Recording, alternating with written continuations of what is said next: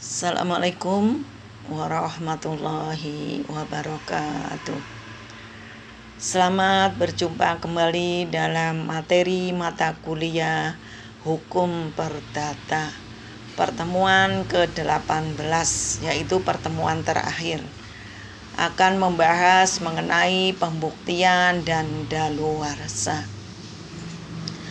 Dasar pembuktian diatur dalam pasal 163 HR atau 283 RBG yang berbunyi barang siapa menyatakan mempunyai sesuatu hak atau mengembangkan suatu perbuatan untuk meneguhkan haknya itu atau untuk membantah hak orang lain, haruslah membuktikan adanya hak itu atau adanya perbuatan itu.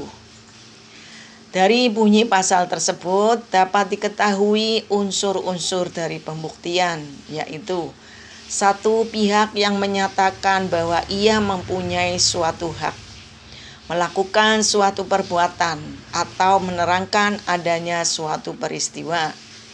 Ia harus membuktikan adanya hak itu. Dan yang keempat, apabila disangka oleh pihak lawan.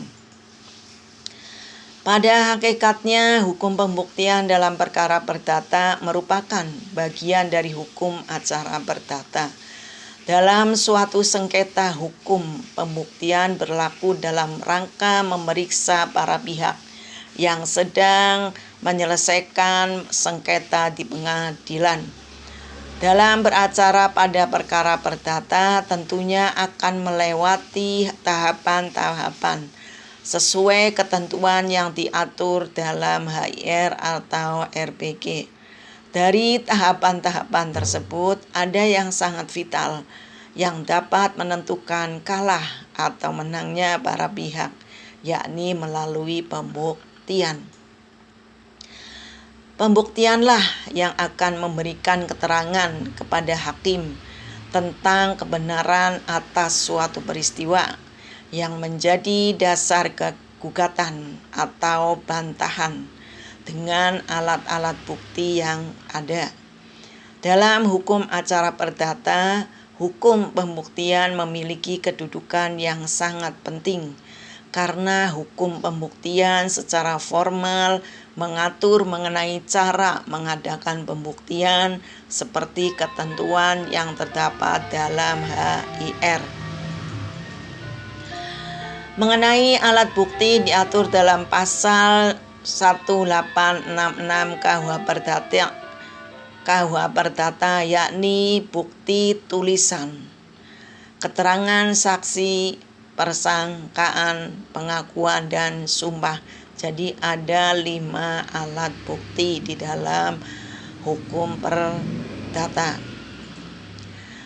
Daluwarsa atau veryaring. Pada umumnya, daluwarsa atau lewat waktu menurut pasal 1946 KUH Perdata ialah suatu sarana hukum untuk memperoleh sesuatu atau suatu alasan untuk dibebaskan dari suatu perikatan dengan lewatnya waktu tertentu dan dengan terpenuhinya syarat-syarat yang ditentukan dalam undang-undang. Kemudian pada pasal 1967 KUH Perdata menjelaskan bahwa semua tuntutan hukum, baik yang bersifat kebendaan maupun yang bersifat perorangan, hapus karena lewat waktu. Dengan lewatnya waktu 30 tahun. Sedangkan orang yang menunjuk adanya lewat waktu itu tidak usah menunjukkan suatu alasan hak, dan terhadapnya tak dapat diajukan suatu tangkisan yang didasarkan pada itikat buruk. Ada 2 macam daluwarsa atau veryaring, yaitu akuisitif veryaring adalah lewat waktu sebagai cara memperoleh hak milik atau suatu benda. Pasal 1963 KUH Perdata menyatakan bahwa siapa yang dengan itikat baik dan berdasarkan suatu alas hak yang sah memperoleh suatu benda tak bergerak, suatu bunga atau suatu piutang lain yang tidak harus dibayar atau setuju, memperoleh hak milik atasnya dengan jalan daluwarsa dengan suatu penguasaan selama 20 tahun. Yang kedua yaitu extensive veryaring adalah pembebasan suatu penagihan atau tuntutan hukum yang diperoleh seseorang karena lewatnya waktu. Undang-undang menetapkan bahwa dengan lewatnya waktu 30 tahun, setiap orang dibebaskan dari semua penagihan atau tuntutan hukum. Ini berarti bila seseorang digugat untuk membayar suatu hutang yang sudah lebih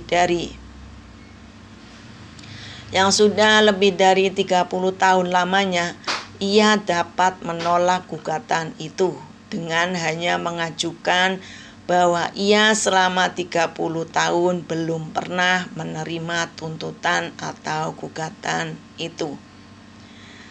Demikianlah secara garis besarnya materi mata kuliah Hukum Perdata pertemuan ke-18 mengenai daluwarsa dan pembuktian. Terima kasih. Wassalamualaikum warahmatullahi wabarakatuh.